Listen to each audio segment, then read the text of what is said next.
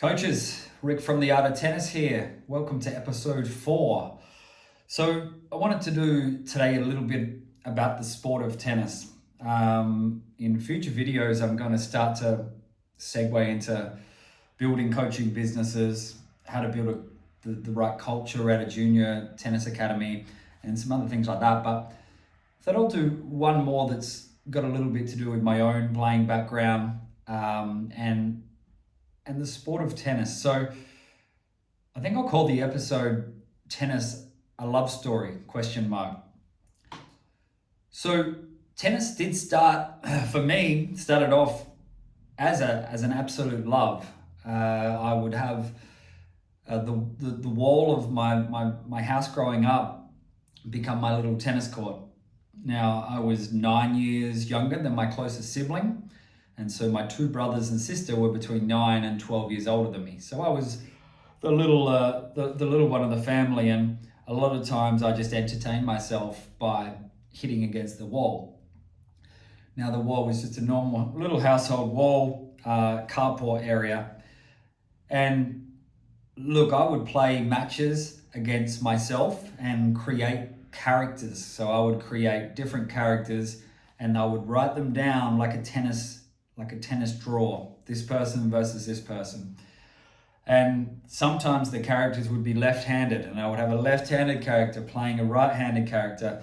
And a little bit like wrestling, I could choose who was meant to win and who was meant to lose. So that was my little way of entertaining myself. But I had a busy mind, fast brain, still do have quite a fast brain, where sometimes to take a computer metaphor, I've got lots of tabs open in my mind.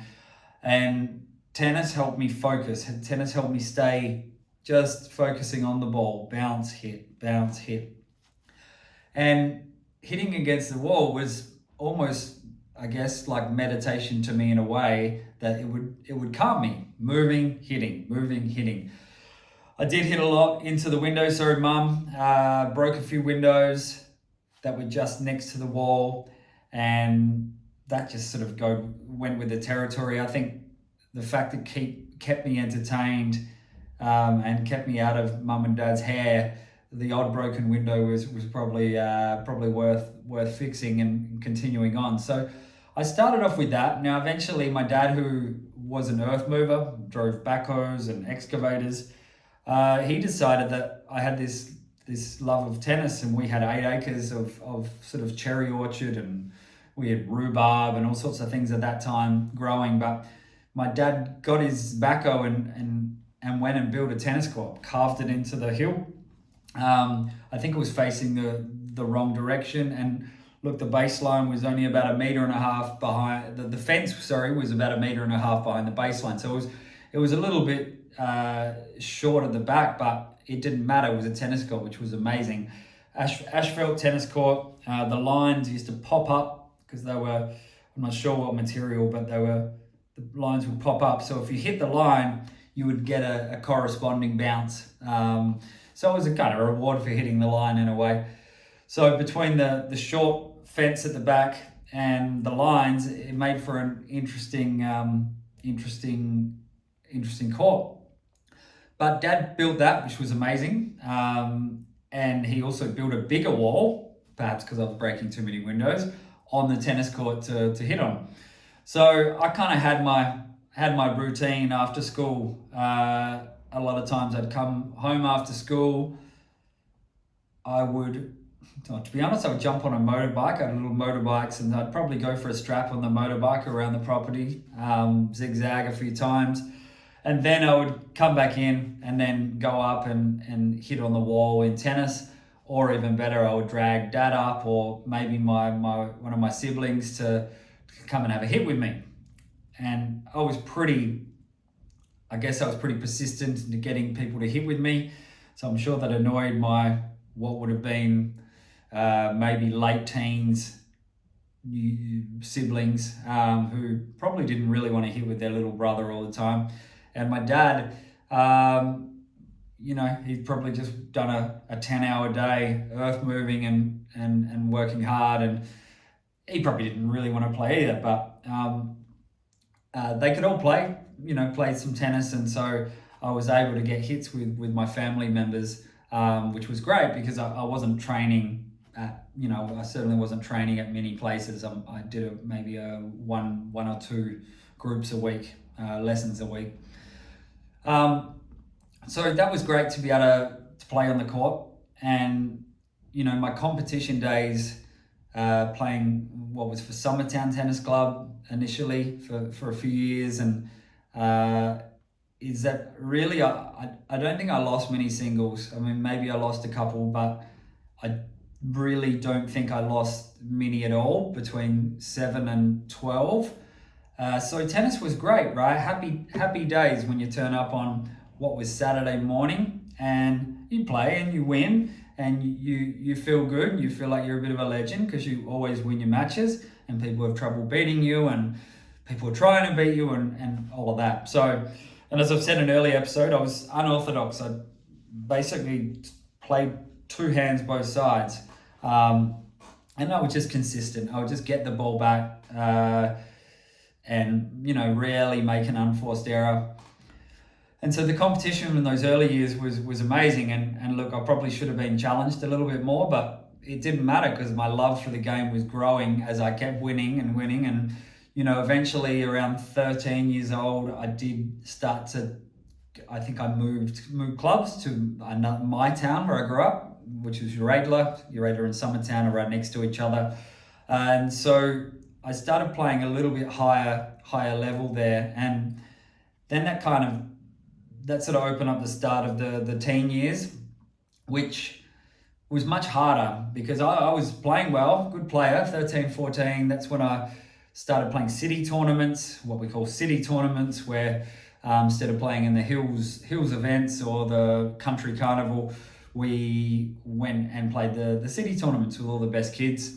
I'd mentioned previously that it was a bit of a struggle early because I had to adjust to a much better, much higher standard, and these guys were well trained and they hit harder and they had racket bags with rackets, and I would rock up with two rackets, and one was one brand, the other was a spare that was someone's old racket, and just totally totally wasn't on trend with all the city kids who were looking good. So I would turn up with that and some little funny dodgy drink bottle, and look, I would beat a lot of them, but I wouldn't beat the best ones.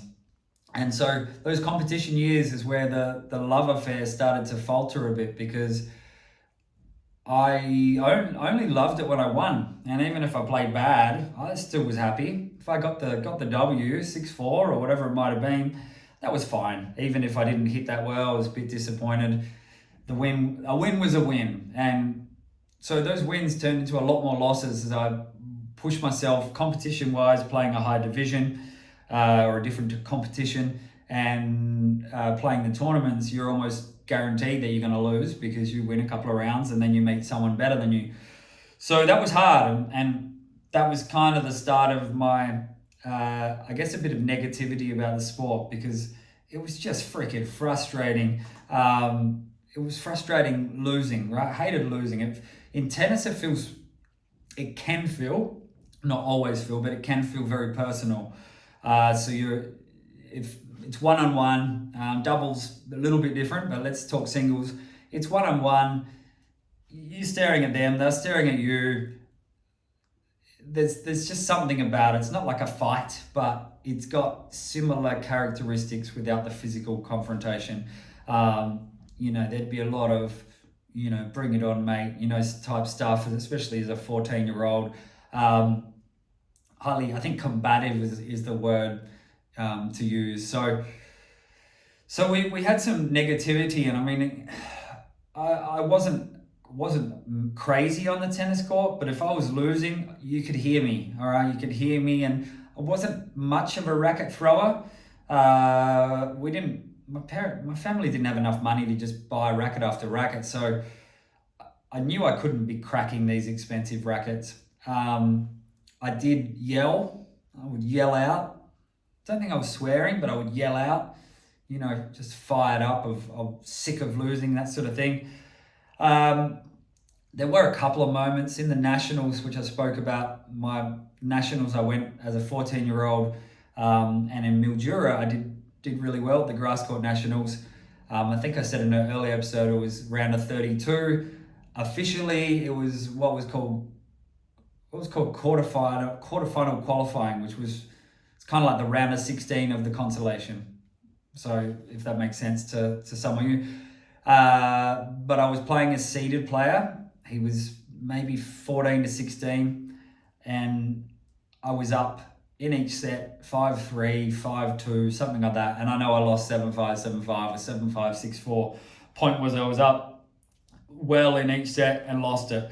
Now, I was away with a different family, so I knew I didn't have mum or dad around the place. And so perhaps I let my guard down or could get away with more. But that racket, after I lost that match, it nearly landed in the river at Mildura, the what is it, Swan River? Swan River? Swan River. I think it's the Swan River.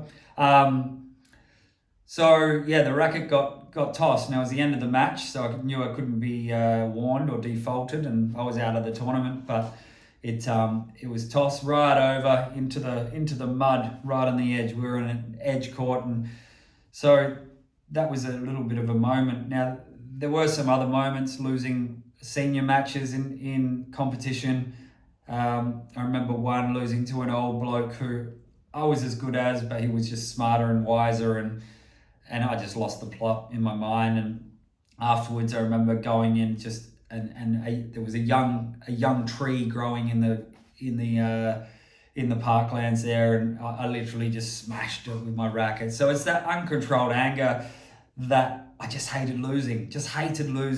And the reason why I think I hated losing, and mum and dad were not pushy. I had the best parents as far as that sort of situation was. They were, just happy, do your best, play your best. Dad's a very calm personality. Mum just didn't really watch me, especially if I was getting fired up. She'd wait in the car, read her Woman's Day, and wait for me and see what mood I was in when I got in the car. So it wasn't the parents, but I myself, I guess I put my identity a little bit around being a tennis player and being a good tennis player, and winning made me feel good and losing made me feel bad. And fairly emotional, passionate type player or person. So there was some moments there. Did I get defaulted from a tournament? No, I never got defaulted from a tournament. Did I get warnings? Yes, I got warnings. Did I crack a racket? Yes, I think I cracked 2 or 3 rackets. The first one, I'm sure my parents bought a new one, and then they said that they can't buy any more for me, so I'd have to use one of the spare rackets. So that's when I'm sure I brought it in a little bit and stuck with the yelling rather than the racket throwing.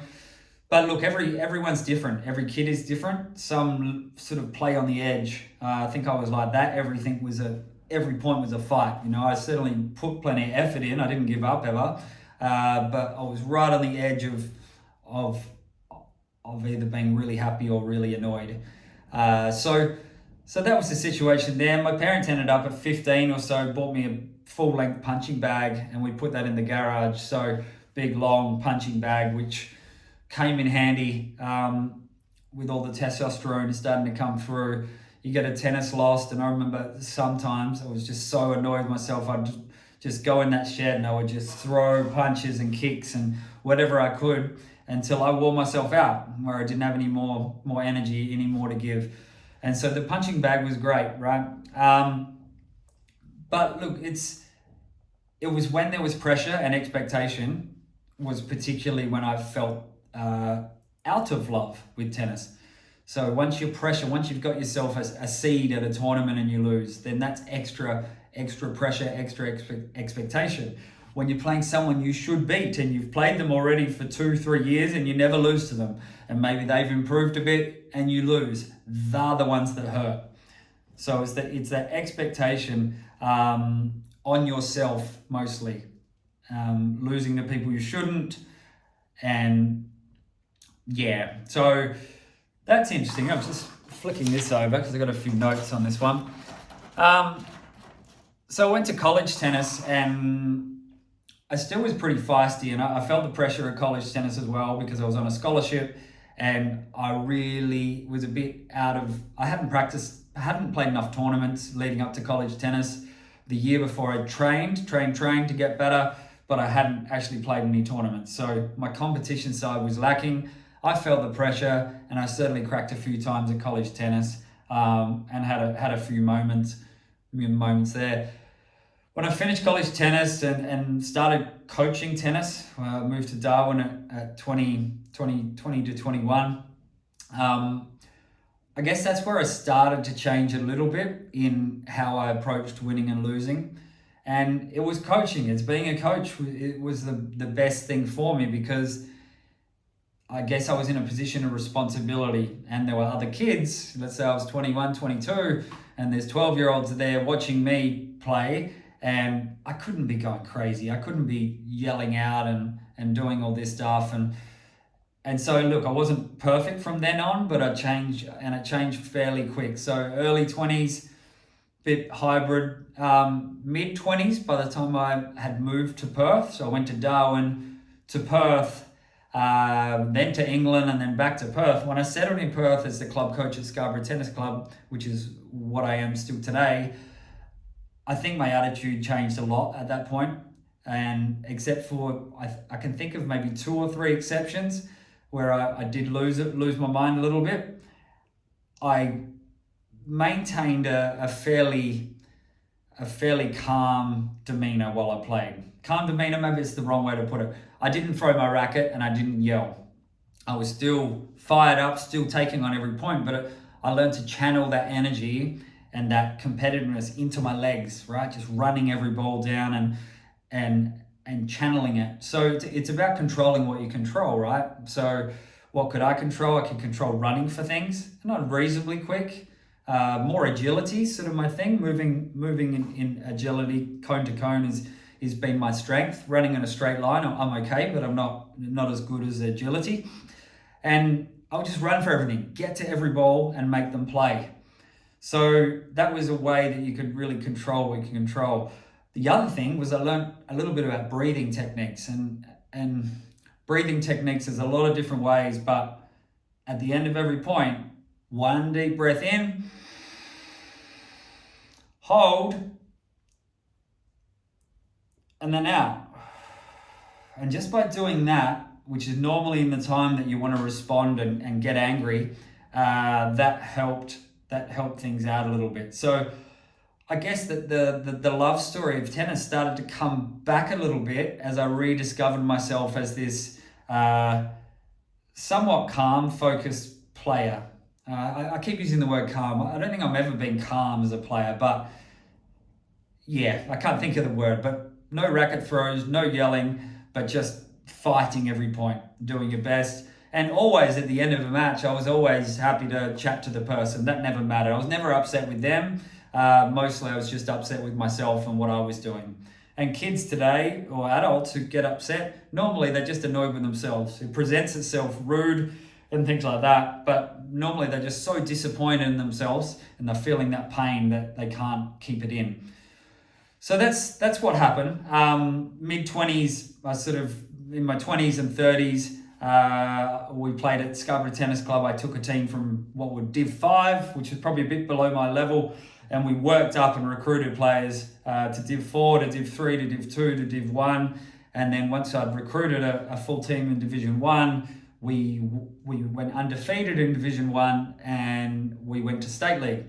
And so that was a really nice journey to do all of those years, where I was enjoying the battle, but I wasn't embarrassed with anything I did at the end of a match. Like in teen years, I was sort of embarrassed, because I didn't want to be that kid, but I couldn't help but be a little bit feisty. So look, I guess the lesson for me is by being a mentor, you've got a responsibility to others. You got to take ownership over your losses. Like, don't blame anyone. You take ownership and you think, well, what can I do better here? And normally you can train a little bit harder. You can change your game a little bit. There's shots you can work on that you may be susceptible to mistakes. So there's always something there. You take ownership of your losses. You try to work on parts of your game to try to improve and take responsibility for yourself. But end of the day, how you present yourself is that reputation will be carried for a long time. But tennis, it's a relationship you have with the sport. You're going to have some good and bad days, good and bad moments. Accept both. Don't get too high when you go up, and don't get too low when you go low. Easier said than done, of course, but it's always worth it sticking with it, and then really staying persistent, staying determined to get better. And if you're doing that, then you are controlling the controllables, and that's the best thing you can do. So that's it for me. We'll chat again next time. Cheers.